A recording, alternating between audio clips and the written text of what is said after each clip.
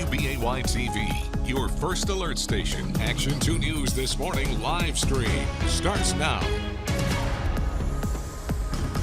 Hey there, good Monday morning. Hope you had a great weekend. We're here for our extended edition of Action 2 News This Morning, our live stream here on WBAY.com. Great to have you joining us. I'm Tammy Elliott. And I'm Emerson Lehman. Loving this live stream. Fun to chat for a little bit longer, a nice extra 25 minutes or so, talk about all the big stories that we're covering for the day. And we're starting in Door County, back there again this morning. That testimony is continuing. It's a trial that we have been following there for the man accused in a deadly fire, Anthony Gonzalez. Yeah, he's facing 7 charges, including 2 counts of second-degree reckless homicide in connection to a fire at Butch's Bar that killed 2 people. And Kristen Allen is following this for us. She's been live in Sturgeon Bay all morning with what's expected to happen today. Kristen. Yeah, the defense is supposed to pick back up with its testimony again this morning. It started last week on Thursday. I think midday, towards the end of the day on Thursday is when the defense started, and then again had more testimony on Friday. But Friday was a shortened day of testimony, so it will continue again today. The state rested its case late last week, so the trial is scheduled to last into this week. We're not sure exactly though how many more days or how long it will take before the defense wraps. And I know we've been streaming the trial. We'll also have a crew in court today, Kristen. Yes, we've been in the courtroom every day. We will continue to have someone in the courtroom today who will have Brittany Schmidt is following the story, and she will be having a full report for you this evening on Action 2 News, and will bring the latest developments. There's been some of the testimony on Friday focused on whether the building, Butch's Bar, was up to code. So that's been a pretty big focus of the trial so far, and that's where they sort of ended up on Friday. That's where the big focus was. The defense hired an agency, a firm in Illinois, and they had testimony from the president of that company called Fire Tech Engineering, who says that the building was not up to code because the units above Butch's Bar did not have fire alarms or self-closing doors to contain any fire or smoke in the event of the fire. So that may be where they focus again today. All right, Kristen, we will continue following along with that. Thank you so much. It's time to check in with Steve now in First Alert Weather. And Steve, we've seen a lot of different colors on the radar behind you. I feel like this is a new shade of blue, though, that we're working with today. And it's not because of the Lions this past weekend. I just want you to know that this baby blue or powder blue color here is part of our nighttime satellite view. And what is happening is that, at night, we have to rely on infrared technology or temperatures to find the clouds. And they continue to be widespread across the area. To the north and northeast of Lakewood, there is a hole in the overcast skies. We saw some patchy sun in the north yesterday, and if you're going to see any sun today, that's the most likely place that you're going to find it. We're going to find another day with clouds probably hanging around the Fox Valley. A little bit of patchy sun possible, but especially to the north. And our high temperature should get up to about 38 degrees. So it's another day where the snowmen in northeast Wisconsin continue their weight loss program as they kind of droop and fall over. It's just been so mild around here. It has. Didn't you tell us last week, if I'm remembering correctly, that we were losing like an inch of snow a day or something? We had 13 inches of snow on the ground this time last week, and now we're down to just 2 inches. Oh. Wow. Now, our next weather maker could bring us a few snowflakes tonight into tomorrow, mainly though rain showers. And any rain and snow we do get between now and the end of tomorrow is not going to be enough to build that snowpack back up. There's an Alberta clipper. These type of disturbances come over the Canadian Rockies and then dive down towards the Great Lakes. They usually don't have a whole lot of moisture, so I expect clouds and some wind and a few showers, but nothing that's really substantial here on First Alert Pinpoint Predictor. We'll put the clock into motion. Clouds could break in the north. Let's stop it right here. 4 o'clock. See the showers developing to our northwest. They cut across the area towards the drive time home. And they're out of here just as quick as they arrive. And where you see the pinks and the whites behind me, that's where you get a little bit of the bits of sleet mixing in and a few snowflakes. And a few more flurries could fly tomorrow as the wind comes off of Lake Superior to the north of us. It's just kind of bleh. Yeah. Like that's the best way to describe the weather, Steve. It's just not too. It's just kind of the same old, same old. That's kind of fitting though, because we've got Groundhog Day coming up. Yeah, Right. but let me give you something to hang your hat on. At least there's better prospects of sunshine later in the First Alert 7-day forecast. Decreasing clouds on Wednesday, partly sunny Thursday. Friday looks like a partly cloudy day. And maybe our little furry varmint there sees his shadow. If he does, the folklore says that it's 6 extra weeks of winter, and if he doesn't, spring arrives early. At this point, with this El Nino-driven winter, does it matter anymore? I mean, it doesn't even feel like winter out there. Look at the highs getting into the low 40s for the midweek. It's been a Spring's weird already season. here practically. Yeah, right, exactly. Okay. All right. Thanks, Steve. Appreciate it. And now I want to talk with Catherine Braccio, First Alert Traffic. I want to get an update, Catherine, because you were talking about this right at the end of our newscast just before we went off the air of that crash that you're following there. Yeah, this is such a busy corridor. You know, this is that stretch just south of the Wisconsin College Avenue exits. This is the next exit to the South County BB, which is the Prospect exit in the Fox Crossing area. And you can see the traffic is slow here because we've got some emergency vehicles actually in the middle lane there because they're dealing with a crash. So it's just a bad time for this to happen. This is when the traffic starts to get busiest. On the right there, when this shot was zoomed out a little farther, on the right, I was seeing some flashing lights too. And then I realized, oh no, that's Pierce Manufacturing, where they make fire trucks and test the lights. So that wasn't part of it, obviously, but this is right in that area of Pierce Manufacturing. So we're going to continue to monitor this. And you've been following the DOT maps as you do every morning, Catherine, and it's still showing some slick spots out there, even with how warm it's been this morning.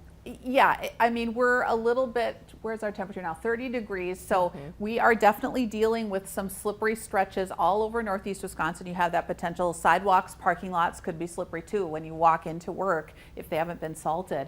But we also want to update you on this situation that we've been following. It looks like there may be something developing on Highway 29 as well as I look at it here. What I wanted to show you is that Highway 55 is back open in far southeastern Shawano County after a crash at Maple Road. That's where the yellow circle is there. But if you see right just west of the Pulaski exit, it looks like there's a little bit of a slowdown in those westbound lanes of Highway 29. So I'm going to try to get a little more info on what's happening there. Okay, we'll check back with you. And you also have your update coming on during Good Morning America too. Yes. So about 7:26. Okay. All right, let's check in now with First Alert Safety Desk and Aisha Morales joining us. You're always looking for what's happening overnight, and on this Monday, we're starting to talk about measles cases that they're increasing. I know, and I know here in the newsroom lately, we've mentioned it here and there. We've done a couple stories, but I didn't realize how bad it was getting. And what we're talking about this morning is the fact that it's mostly unvaccinated kids, but also the thought that maybe adults, a lot of adults might not be vaccinated. Maybe you just don't know, you don't remember because you get it when you're a kid, right? So that is the new thing this morning. And just to recap, because a lot of this, again, I'm just catching up on, health officials, they've tracked nearly 24 cases of the virus since December. And again, the vaccination rates have dropped. There's a CDC report that says the country reached a record level of vaccine exemptions at school last year at different schools. And the U.S. is not alone. Officials have seen similar upticks across the world. World Health Organization, they said in 2022 there were 9 million measles cases from what they saw in the vaccine. Just again, to talk about the vaccine itself, it's called the MMR vaccine. I was reading a little bit more about this morning. Doctors say 90% of people in a room, so if you're in a room with somebody who has the measles, there's a really, really good chance that you could get infected too. So there's different symptoms, which we'll talk about too, but it's the 2 shots that you get as a kid. It's just like COVID, things that, you know, cough, people are coughing and there's particles in the air. So you can really get infected. It's not fun at all. And a lot of people are thinking, didn't we get rid of the measles? This was back in 2002. I don't know if you guys remember at all, but there was a huge campaign to get people vaccinated, and then they ultimately said, okay, there's no more measles in the U.S. So we're back at it, and they're hoping that more people get vaccinated. Good message there. There's also another interesting message from the CDC this Interesting. morning. I didn't know that this needed to be said, but they're saying do not kiss and snuggle your pet bearded dragon that you have at home. It's funny because I do have friends with bearded dragons, Okay. and they do like to snuggle and you know. I just didn't know that was the type of pet that you kissed and I didn't snuggled, know either. All right. Like I said this morning, depending on who you ask, they could be really cute. But you don't want to kiss them. You don't want to necessarily snuggle too much with them. Yeah, look at them. They're unless so cute you're on the washing your screen hands. there. Yeah, so the CDC linked a rare strain of salmonella to these guys right here. They're having fun, but they're not necessarily the greatest when it comes to snuggling, right? But this was all published in a CDC journal just recently, and the CDC, again, analyzing this outbreak. It happened in 2021 and 2022, one last year, so they basically compiled a bunch of information and linked it to the bearded dragon, that rare strain of salmonella. So the bearded dragons, this is your fun fact for the morning that you might remember later, maybe at dinner or something, that they have naturally salmonella in their guts, and then that comes out of their feces. Sorry, not a great breakfast Good morning. chat. And then that could get on your skin, and that's why you don't want to kiss them. I mean, there's reasons why we don't want to just let pets, you know, get all over you. I saw you jump Did you when the see one the- was having breakfast. Yeah, and did saw you see right that? on the His screen there. breakfast. Yeah, that was See? breakfast for the Yeah. dragon there. I was just waiting for it. But yeah, you want to wash your hands, and if you're getting symptoms and you happen to have one of those guys, a bearded dragon, you're getting stomach cramps, diarrhea, things like that, obviously check in with your doctor because you might be sick. Yeah. Important to pay attention to that. Yeah. Yeah. Aisha, always bringing the safety alerts on our mornings. Happy Thank to you do so it. much. Thank you. All right, now we are talking with Emily Roberts. This is such an important reminder about cervical cancer. It's Cervical Cancer Awareness Month, and Emily, you've been looking into this, and it's such an important reminder, and doctors really want to share this message.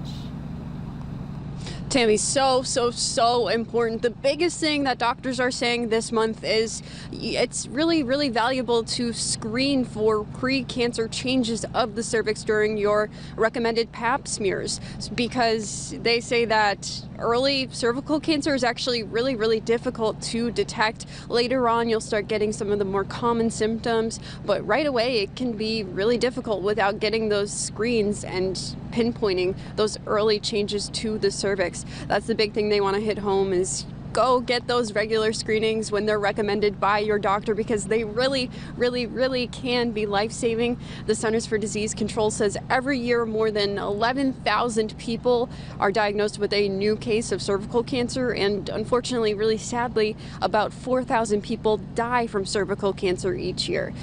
Wisconsin is a little bit below the national average, so there is a little bit of good news there, but until those rates go way down, doctors say they still want to keep pushing this screening and prevention. I want to just highlight, you talked in your live shots this morning, Emily, some warning signs. Can you kind of run over those again, go through those? I think those are so important. Absolutely so important. So as I said early on, there could be no symptoms. You might not have any clue. That's why there's that screening.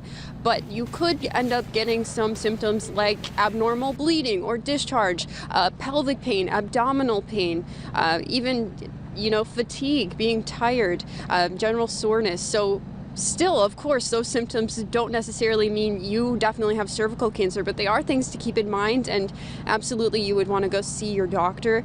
Another thing I hit home this morning is that the CDC says that 9 out of every 10 cases of cervical cancer are caused by HPV, human papillomavirus, and there is a vaccination for that. It's a series, and oftentimes the CDC recommends it for young people, 11-year-olds, 12-year-olds. I spoke with a doctor at UW Health, and she tells me there are still some options later in life. I believe she said around age 26. So again, another valuable discussion to have with your healthcare provider there. Very important information there, Emily. We appreciate you sharing that message. And before we go, we wanted to show you some cool drone video from Central Florida. This is a bird's eye view of hundreds of manatees. You got to squint a little bit. They're gathering in a wildlife refuge there. That is incredible. You can see them all swimming there. Yeah, all the spots like over the overview there in the water. So this is video coming to us from Citrus County government, the sea cows, that's what manatees are called. They were gathering here last week at part of the Crystal River National Wildlife Refuge. I thought it was rocks in the water. Yeah, it looks like Those that, are all the doesn't it? manatees there. It's home to the only national wildlife refuge in the U.S. that's specifically created to protect habitats for the manatee so cool to kinda Gentle get that. giants. Look, look how many of them there are, and Yeah. that it looks like a pretty small area, It all does. things Kind considered. of hard to but- tell, right? Yeah, Because with it's an how high overhead up you view. are, but Yeah. fascinating. Well, it's great to have you spending time with us on your Monday. Hope you had a good weekend, and we're looking forward to a whole week here together. Just Hopefully some getting started. sunshine at some point this At week. some We'll have to keep point. bugging Steve Yeah, about that. right? Just keep poking him until he says, okay, fine. But yeah, it's so great to have you joining us for the live stream. Make it a habit every morning Yes. to spend an extra half hour with us. We certainly enjoy getting that extra bit of time with you and just chatting about everything that's Yeah, going on. Exactly. So we are going to get ready for our on-air update during Good Morning America. Steve and Catherine getting ready for that. And while we work, we're going to let you see the overhead view here on our live stream. Always appreciate you spending time with us, and we'll be here to give you your first alert updates. Have a great rest of your day.